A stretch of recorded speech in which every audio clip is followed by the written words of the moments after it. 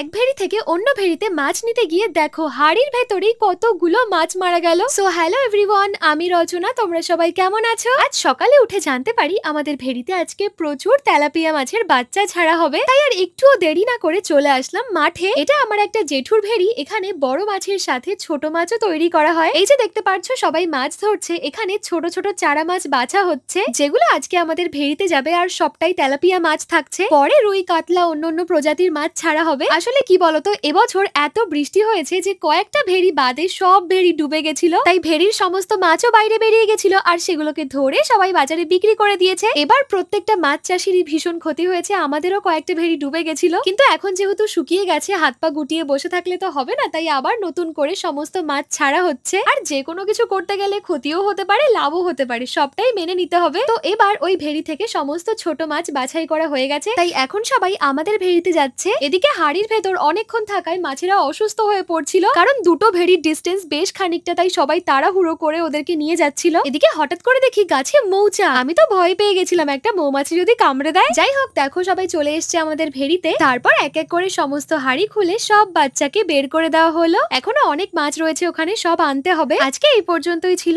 Tata.